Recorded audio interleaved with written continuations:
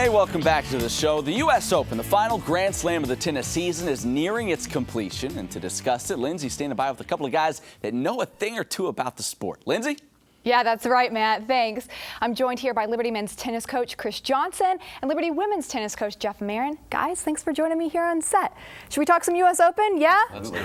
Now, there have been a few surprises so far in the U.S. Open. Some of those top-seeded people that we rely on lately haven't done well, but are doing well. And then some people just coming out of nowhere. What's that all about? But I think one of the biggest surprises came last night when Roger Federer came back from 2 sets to win the match. What can we expect from him in the U.S. Open? Well, it's Roger Federer, and not a surprise to everyone that he comes back from 2 match points down to come back and win the 4th set, win the 5th set, dominating fashion over GameOn, who's been having a run at this tournament. So, you know, he's got 17 majors. You just can't bet against Roger Federer moving forward, someone that plays big points that well.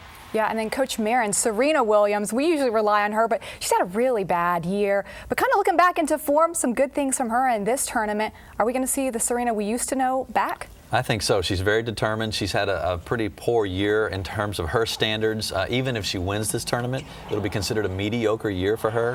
However, she's still probably going to finish #1, but she wants a Grand Slam. She wants to win this title. She has 17 under her belt. She wants number 18. Those are some of the surprises from the top seeded, but then some of these people that came out of nowhere. What are maybe some of the surprises that you've seen, Coach Johnson, from the men? Well, Nadal pulled out, and you're talking about a guy that's won 2 out of the 3 majors this year, pulled out of the U.S. Open a week before the Open, and that's really opened the doors for some of the younger players. You see Cilic in the semis, you see Nishikori in the semis. He's the first Japanese player to make the semis since 1918, so it's really opened some doors for some of the younger players. And then what about for the women? Almost the same. Li Na pulled out. She didn't play. Several of the other players were upset early. And so we have Peng Shuai in the semifinals, first time ever from China. And then Ekaterina Makarova. She's been playing well recently, but she's never made the semifinals before. So we're seeing a lot of the younger crowd of players move forwards and start to establish themselves. Yeah, where did Peng Shuai come from? I think everyone's kind of wondering that.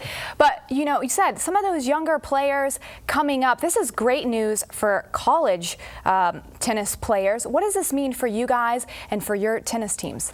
Well, I think it's big. You know, when you look at the college tennis as a whole, trying to get some professional players coming in and get the level up, you've got over 30 men in the main draw this year. That's a huge increase from a few years ago. So I like the trend moving forward. Yeah. What predictions, real quick, for the U.S. Open for the men? I can't bet against Federer. You know, someone who plays the big points that well and has 17 Grand Slams already, you can't bet against him. And then how about for the women? Well, Serena, it's hard to beat. I mean, it's hers to win or lose. So I think Serena's going to win this one. Do you think this kind of brings an intimidation factor, just their poise, you know, what they've done to some of these younger players? I think so. You know, I think the younger players are wanting to push into the limelight, but they still see Serena and see Federer as being, you know, they're on the top of the mountain, and they want to knock them off, but they have tremendous amount of respect for who they are and what they've done. Now, like we said, your guys' season's right around the corner, starting next week. But for the men, Coach Johnson, you kind of lost one of your big players, Shea Thomas. Who can we expect to step into that #1 position? Well, you never replace a Shea Thomas. He set so many records. But, you know, Egan Samai's going to be stepping in. He's got the size, he's got the know-how, the experience, the maturity. I think he's going to lead this team this year. And then what about you for the women? You guys lost Rebecca Jenkins. Who's going to step up? Maria Koval, I believe she's going to step into that #1 spot. She's a sophomore. She's had a year under her belt, so she's ready to play. All right, well, we expect a lot from you guys. Good luck as your season begins, and we'll hope to have you back on when you guys win that Big South title. Thank you. All right, Matt, back over to you.